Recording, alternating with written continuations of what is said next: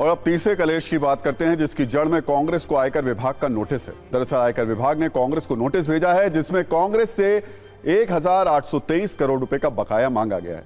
ये नोटिस 2017-18 से 2020-21 के लिए है। इस नोटिस में जुर्माने के साथ ब्याज भी शामिल है। इस नोटिस पर कलेश मचा हुआ है। कांग्रेस पूरे देश में प्रदर्शन कर रही है। दिल्ली, चंडीगढ़ समेत देश के कई हिस्सों में कांग्रेस कार्यकर्ताओं ने प्रदर्शन किया। कांग्रेस के नेता इसे टैक्स टेररिज्म कह रहे हैं। इसी मामले में राहुल गांधी पहले ही एक बड़ा राजनीतिक विवाद छेड़ चुके हैं, एक नई गारंटी दे चुके हैं, जिससे विवाद बढ़ रहा है। उन्होंने शुक्रवार को सोशल मीडिया पर एक पोस्ट किया।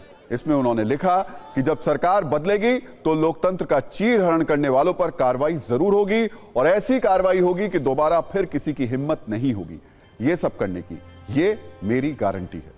राहुल गांधी की गारंटी को बीजेपी धमकी बता रही है। बीजेपी कह रही है कि राहुल गांधी की धमकी की भाषा है, बेहतर होगा कि कांग्रेस हिसाब दे। कुल मिलाकर सत्ता में टैक्स वाले इस कलेश के कारण राजनीतिक तापमान काफी बढ़ा हुआ है।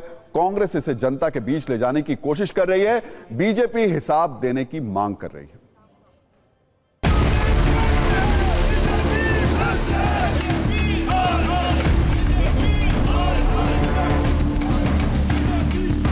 किसी ना किसी दिन बीजेपी की सरकार बदलेगी और फिर कार्रवाई होगी, और ऐसी कार्रवाई होगी कि मैं गारंटी कर रहा हूं ये फिर से कभी नहीं होगा। राहुल गांधी धमकी की भाषा दे रहे हैं। कांग्रेस पार्टी अपना हिसाब ठीक से रखती नहीं। पॉलिटिकल पार्टी को भी अपना रिटर्न फाइल करना पड़ता है, तभी उनको एग्जम्पशन मिलता है। समय से नहीं फाइल करिएगा तो फिर आपके खिलाफ कार्रवाई होती है, फिर आपको पेनाल्टी लगता है। कांग्रेस पार्टी गई अपील में, रिजेक्ट हुआ स्टे।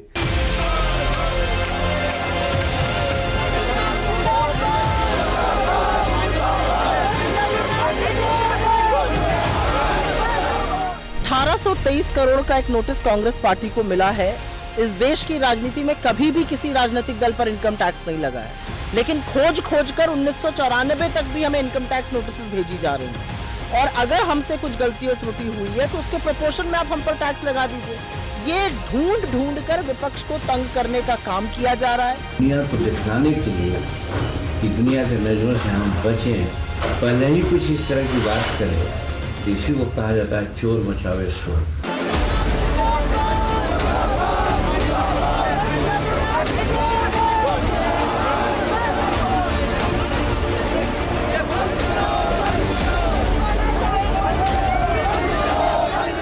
अगर जो व्यवस्था है वो व्यवस्था दूसरे के लिए कुछ, कांग्रेस के लिए कुछ, और जो विरोध में है सत्ता के उसके लिए कुछ, अगर ये अर्थ कानून और संविधान का लगा करके कार्यवाही की जाए तो हम सोचते हैं कि प्रजातंत्र का गला घोटने जैसा है। इनकम टैक्स ने नोटिस दिया तो नोटिस के राहत में वो ट्रिब्यूनल सीआईटी गए, सीआईटी से ट्रिब्यूनल गए, वहाँ से भी राहत नहीं मिली। 8 मार्च को वहाँ से राहत नहीं मिली तो फिर हाईकोर्ट का दरवाज़ा खटखटाया, वहाँ से भी 13 तारीख को उनको फटकार लगी। बहुत सारे ऐसे ऑब्जर्वेशन किए हाईकोर्ट ने जिससे कांग्रेस पार्टी पूरी तरह से एक्सपोज हो गई है।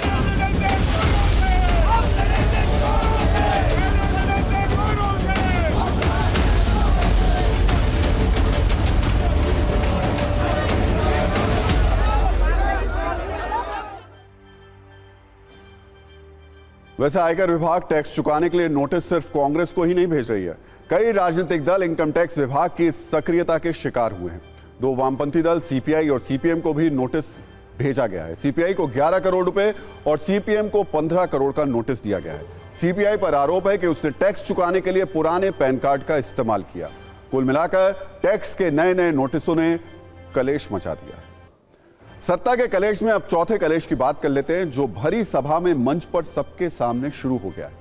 दरअसल चुनावी मौसम में कई नेता पुरानी पार्टियों को छोड़कर फायदे के मुताबिक नए दल को ज्वाइन कर रहे हैं। ऐसे में जो कल तक विरोधी होते थे अब वो सहयोगी बन गए हैं, लेकिन पुराने बयान और पुराने इल्जाम की टीस खत्म नहीं हो रही है। दरअसल मंच पर कलेश का यह मामला राजस्थान का है। कोटा में कांग्रेस उम्मीदवार प्रहलाद गुंजल और पूर्व मंत्री शांति धारीवाल मंच पर ही लड़ पड़े। गुंजल के बीजेपी छोड़ कांग्रेस में आने के बाद कोटा में यह उनकी पहली सभा थी।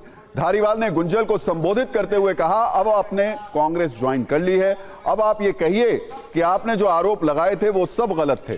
इस बयान के बाद गुंजल और उनके समर्थक नाराज हो गए और वहीं पर नारेबाजी शुरू हो गई। एक बार सुनिए दोनों नेताओं के बीच मंच पर और किन बातों के लिए कलेश हुआ।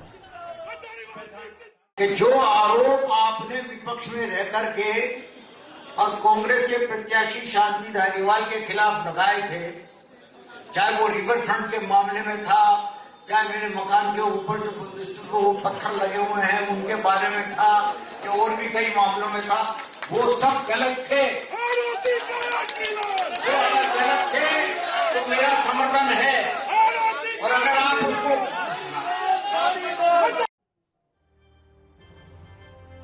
वहीं दूसरी घटना सीकर के फतेहपुर शेखावटी की है। वहां भाजपा के झुंझुनू से प्रत्याशी शुभकरण चौधरी के फतेहपुर चुनावी कार्यालय का शुक्रवार को उद्घाटन था, लेकिन समारोह में भाजपा कार्यकर्ता बाहरी लोगों को पार्टी में जगह देने और बागियों की एंट्री पर आपस में उलझ गए। यहां भाजपा से हारे विधानसभा प्रत्याशी श्रवण चौधरी ने मधुसूदन भिंडा और पूर्व विधायक नंद किशोर महरिया की ओर से इशारा करते हुए बागियों को हार का कारण बताया। पार्टी के विधानसभा प्रभारी के जानू ने उनका विरोध किया तो श्रवण के समर्थकों ने उनके खिलाफ नारेबाजी शुरू कर दी। जयपुर में भी ऐसा ही कुछ कलेश मचा हुआ है। लोकसभा चुनाव में राजस्थान में भाजपा से कांग्रेस में और कांग्रेस से भाजपा में आए नेताओं और समर्थकों में ठनी हुई है। बागियों ने भी पार्टियों में भूचाल मचा रखा है। पिछले दिनों हुई घटनाओं में यह साफ देखा भी जा सकता है। चुनाव प्रचार के दौरान हुई सभाओं में समर्थक और नेता सरेआम भिड़ रहे हैं और एक दूसरे के खिलाफ सार्वजनिक बयान भी दे रहे हैं। कहीं ना कहीं पार्टी में बाहरी लोगों की एंट्री से नाराज नेताओं और समर्थकों की मन की पीड़ा अब सार्वजनिक रूप से निकलकर सामने आ रही है।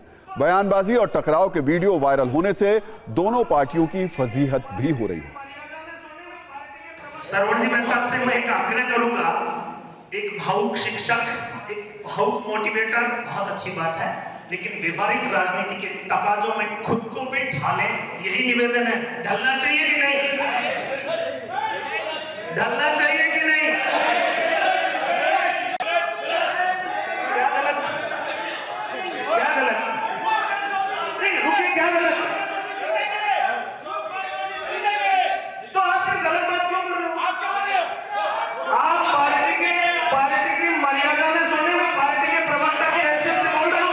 आपके कहने से नहीं बोला। मुझे भी आपकी वैसा बोल रहे हो। क्या तरीका है बात करने का? देखिए, पार्टी के प्रवक्ताओं को लेकर आपसी में कार्यकर्ताओं की भिड़ंत है। देखिए आप मेरा